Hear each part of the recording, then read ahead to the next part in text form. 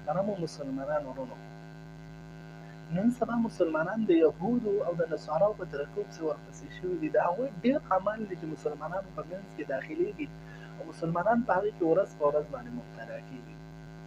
او دا د هغوی میشن او مقصد دی چې د مسلمانانو منځ ته خپلې طریقې او خپل چې کوم د دین هغه کارونه دي هغه په مسلمانانو کې رایج کړي او د مسلمانانو منځ ته را داخل کړي.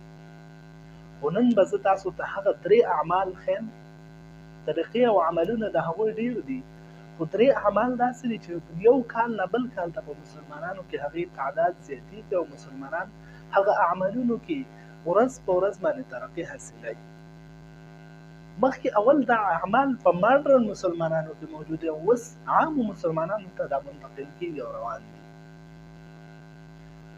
هغه اعمالو کې اول عمل چې کوم دی محترم مسلمانانو چې نن سبا د نصاراو د طرف نه کوم چې د نصاراو اختر دی په دې کې مسلمانان چې ځان ته مسلمانان وایي هغوی ته مبارکۍ نه ورکوي، په خپل منځ کې مبارکۍ نه ورکوي. داسې حتی خبره راورسېدله دومره کار نصاراو په موږ کې وکړو چې نن سبا مسلمانان د هغوی د اختر مبارکي ورکوي، هغوی ته ورکوي، خپل منځ کې ورکوي، خو د دې نه خبر نه دي چې دا د څه ورځ ده، ولې مناویږي او د څه دپاره مناویږي.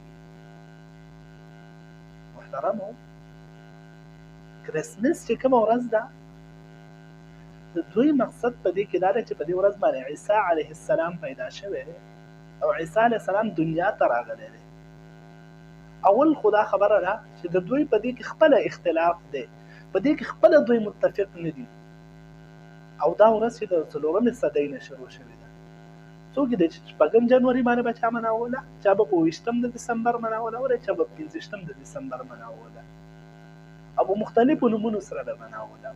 چا به ته لیون ډے و، چا به ته نیون ډے و، چا څوک ته کرسمس وایي. په مختلفو نومونو باندې به دا مناوېدو. خو اوس دا لږ وخت وشو چې دی دا یو کړی دی، بلکې اوس هم یو نه دی، 3 ورځې مناوي. په دې کې دوی اختلاف لري، متفق نه دي. خو دغه خبرې زموږ مقصد نه دی. زموږ مقصد دلته دا دی چې مسلمانان د دې مبارکي ورکوي، خو د دې نه خبر نه دي چې د دې مقصد څه دی. دا ولې مناویږي؟ د عیسی علیه السلام د پیدا کېدو ورځ ده، په دې ورځ به مناویږي، خو د دې نه خبر نه دي چې د دوی عقیده څه ده. چې عیسی علیه السلام خو پیدا شوی، موږ خو وایو چې دا د مریم علیه السلام زوی دی، خو دوی څه عقیده لري؟ الله رب العالمین قرآن کې فرمایي وقالت اليهود عزير ابن الله وقالت النصارى المسيح ابن الله.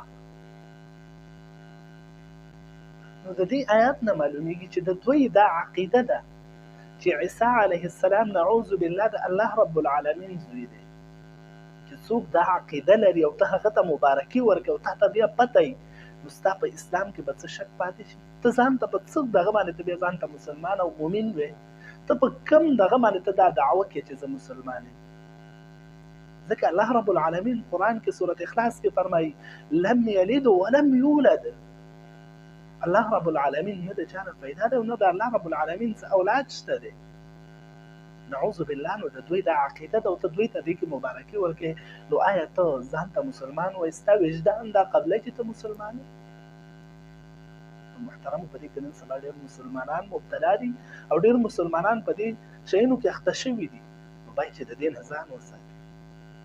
دویم نمبر چې مسلمانان هغې ته متوجه شوي دي او داسې عمل دی چې په اسلام کې ثبوت نشته دی، بلکې دا هم دغه د یهودو، د نصاراو، د مشرکینو، د غیر مسلمو طریقې دي چې دا هم مسلمانانو خپله کړې ده. هغه چې کوم دا نیو ایر دی، اوس یو څو ورځې بعد روان دی، 1 د جنوري، دا کومه شپه چې کوم ده، په دې شپه باندې چې دی مسلمانان هم اوس راوځي، بازارونو کې ګرځي او دا ډمامي او دا ګانې لګېدلي او دا بمونه پاڅېږي.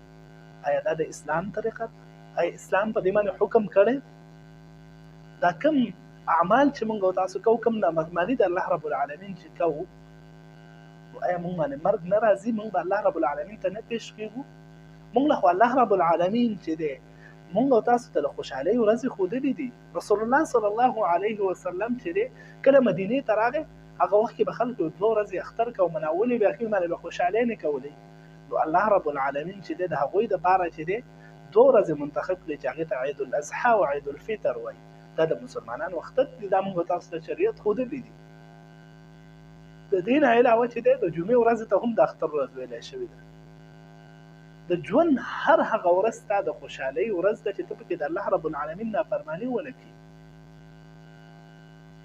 ته په هغه ورځ باندې خوشحالي وکړه چې په کومه ورځ باندې ته د الله رب العالمین نافرماني ونه کړي او الله رب العالمین عبادت وکړي، د الله رب العالمین اطاعت وکړي په هغه ورځ باندې. هغه ستا د خوشحالۍ او هغه ورځ ستا د اختر ده چې ته په کومه ورځ باندې د الله نافرماني وکړي او بهر راوځې روډونو ته. بیماران ستا نه په عذاب وي، عام مسلمانان ستا نه په عذاب وي. په مسجد کې ستا د وجې نه مونځ نشي کېدلی، په مدرسو کې ستا د وجې نه درسونه نشي ویلی کېدلی، څوک قرآن ستا د وجې نه نشي تلاوت کولی ځکه تا ډزې راغستې دي، ستا د وجې نه ګانې لګېدلې دي، فسق او فجور شروع دی، ستا د وجې نه معاشرې ته تکلیف دی. مسلمانان ستا د وجې نه په تکلیف کې د الله بنده په دې جمعې کې وایي یخني د جومات ته نه ځي چې چېرته هلته جمعې ته لاړ شي، هلته مونځ وکړي. او په دې یخنۍ کې روان شوی مرې ته ځي او یخو یخو علاقو ته ځي. څه کوي لکه نیو اییر دی، 50,000 کاله چې کوم دي دا په دې یوه ورځ کې مرې ته داخل شوي. ولې نیو اییر دی؟ آیا دا د مسلمانانو عمل دی؟ آیا مسلمان به داسې چې د کفارو د یهودو په طریقو سره به ورپسې؟ محترمو، الله رب العالمین ته توجه پکار ده. هغه دین خپلول پکار دي چې کوم مونږ او تاسو ته الله او د الله رسول ښودلی. په یهودو او کفارو پسې ورپسې کېدل نه دي پکار، د نصاراو طریقې خپلول نه دي پکار. الله رب العالمین قرآن کې ویلي دي یا ایها الذین آمنوا لا تتخذوا اليهود والنصارى اولیاء من دون المؤمنین. ولې موږ په یهودو او کفارو پسې بیا ورپسې یو؟ ولې د هغوی طریقې موږ خپلو؟ د دې نه علاوه محترمو یو بل عمل چې په مسلمانانو کې وخت په وخت زیاتېږي او روان دی، هغې ته د پیدایش ورځ مناول، د هیپي برثډے چې ورته ویل کېږي. افسوس سړی حیران شي، د الله بنده ته د دنیا کې څه دپاره پیدا شوی، ته د دنیا ته څه دپاره راغلی، هغه مقصد حاصل کړه. ستا هغه ورځ د خوشحالۍ ده په کومه ورځ باندې چې ته الله رضا کړو. ته چې د دنیا ته راغلې او خوشحالي مناو کړو چې الله درنه ناراضه وي، قسم په الله چې ناکام یې، قسم په الله چې تباهۍ طرف ته روان یې، قسم په الله چې د خسران طرف ته روان یې. چې کله ته الله رب العالمین رضا کړو هېڅ قسمه خوشحالي مه مناوه او ستا لپاره دا خوشحالي ده.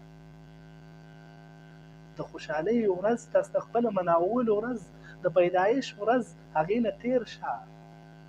هغې ورځ ته سوچ وکړه په کومه ورځ چې ستا د مرۍ نه ساه وځي او ته مړ کېږي، د خپلې خاتمې سوچ وکړه، هغې دپاره کار وکړه. هغه ورځ مهمه نه ده چې په کومه ورځ ته پیدا شوی، هغه ورځ مهمه ده چې په کومه ورځ ته وفات کېږي.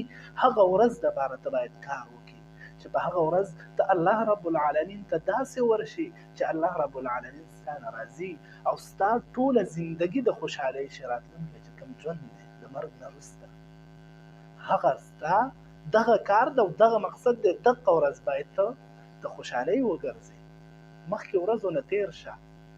ځکه محترمو چې هر انسان باندې مرګ راتلونکی دی، هر انسان د دنیا نه تلونکی دی، هر انسان چې د دې دنیا نه فاني کېدونکی دی. خو کامیاب هغه انسان دی چې شاته ژوند چې کوم دی هغه پرېږدي، راتلونکی ژوند د الله او د الله د رسول په تابعدارۍ کې تېر کړي، حتی تر دې پورې چې په ده باندې مرګ راشي او د ده ملاقات د الله رب العالمین سره وشي. نو مهم عمل هم دغه شو.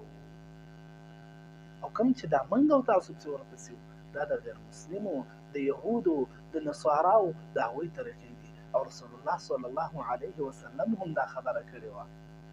حديث عن أبي سعيد رضي الله عنه أن النبي صلى الله عليه وسلم لتتبعن سنن من كان قبلكم شبرا بشبر وزراعا بزراع.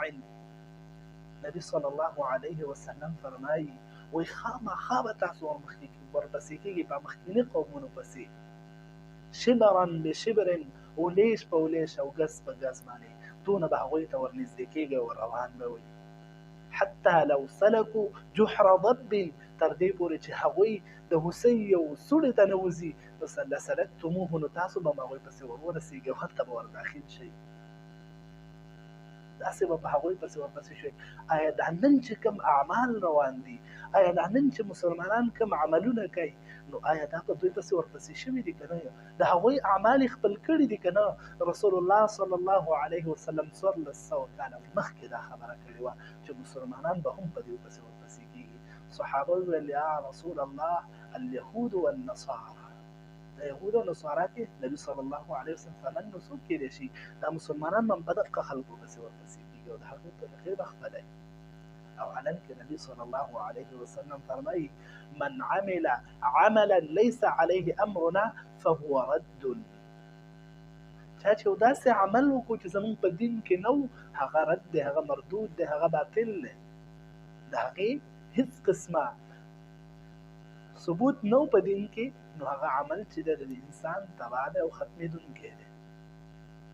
همدغه رنګ الله رب العالمین فرمایي والذین لا یشهدون الزور واذا مروا باللغو مروا کراما.